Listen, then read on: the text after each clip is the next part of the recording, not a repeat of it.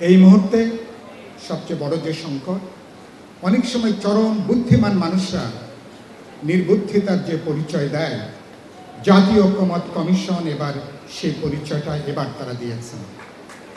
এবং বুদ্ধিমান মানুষরা যখন নির্বুদ্ধিতার পরিচয় দেয়, তখন এর দুঃখ রাখার কোনো জায়গা থাকে না। এবং যাদেরকে আমরা প্রায় মাথায় তুলে যাদেরকে আমরা রাখতে চেয়েছিলাম, তাদেরকে এখন আখ্যায়িত করা, তারা এখন বিশ্বাসঘাতক হিসাবে, প্রতারক হিসাবে তাদেরকে এখন আখ্যায়িত করা হচ্ছে। এর চেয়ে কষ্টকর, এর চেয়ে দুঃখের, লজ্জা, বিব্রতকর আর কিছু হতে পারে না। 17 তারিখে আমরা সবাই, আপনারা, আমরা এখানে যারা এই মঞ্চে বসে আছেন, সবাই আমরা জুলাই সনদে আমরা স্বাক্ষর করেছি। দুর্ভাগ্যজনক যে আপনারা আধুনিক গণতান্ত্রিক সমাজ কিভাবে চলে, রাজনৈতিক সমাজ কিভাবে চলে, বোঝাপড়ার ভিত্তিতে, সমঝোতার ভিত্তিতে, রাজনৈতিক বোঝাপড়া, সামাজিক চুক্তি, তার ভিত্তিতে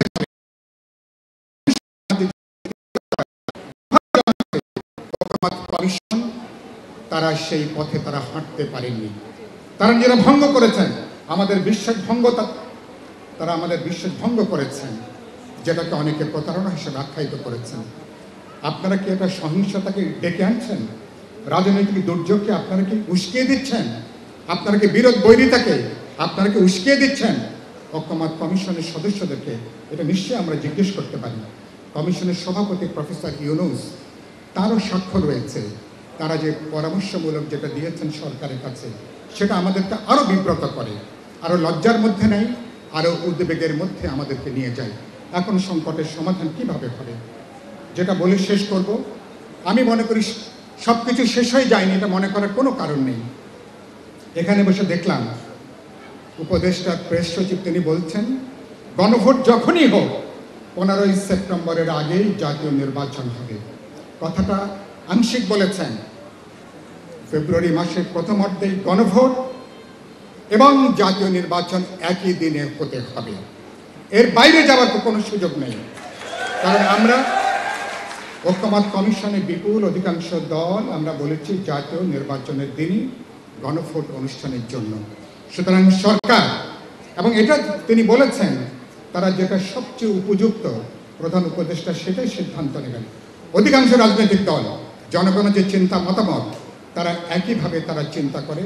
আমি আশা করি এটা সরকারের জন্য বড় একটা কঠিন একটা সিদ্ধান্ত, কিন্তু খুব গুরুত্বপূর্ণ সিদ্ধান্ত। আপনারা বিশেষ কোনো দল, বিশেষ কোনো মতাদর্শের প্রতি আপনাদের পক্ষপাত থাকার কারণ নেই, বিশেষ কোনো দিকে ঝুঁকে পড়ার কোনো কারণ নেই। সুতরাং আপনারা দেশের মানুষের সাধারণ যে প্রত্যাশা, রাজনৈতিক দলগুলো যে প্রত্যাশা, তার উপরে আপনারা দাঁড়াবেন এবং মেহেরবানি করে আপনি সংবিধান সংক্রান্ত কোনো আদেশ জারি করা থেকে আপনারা বিরত থাকবেন, এই অনুরোধটা করতে চাই। তাহলে একটা ভয়ানক বিপজ্জনক নজির আপনারা তৈরি করবেন, যেটা আপনাদের এখতিয়ারের বাইরে, ম্যান্ডেটের বাইরে, আপনাদের ক্ষমতার বাইরে। কারণ ভবিষ্যতে এই উদাহরণ দেখিয়ে এরপরে যে কোনো ফ্যাসিবাদ, যে কোনো কর্তৃত্ববাদী শাসন দেখা যাবে যে সংবিধান পরিবর্তনের জন্য এরকম নির্বাহী আদেশ দিয়ে তারা এরকম একটা দুর্যোগের দিকে ভবিষ্যতের সরকার দেশকে তারা নিয়ে যেতে পারে। আশা করি এটা আপনারা বন্ধ করবেন। শেষ বাক্য যেটা বলতে চাই, আমরা একটা কঠিন সময়ে সরকার এখন, আমি আশা করি প্রজ্ঞা, দূরদর্শিতা, বুদ্ধিমত্তার সাথে সরকার সিদ্ধান্ত গ্রহণ করবেন।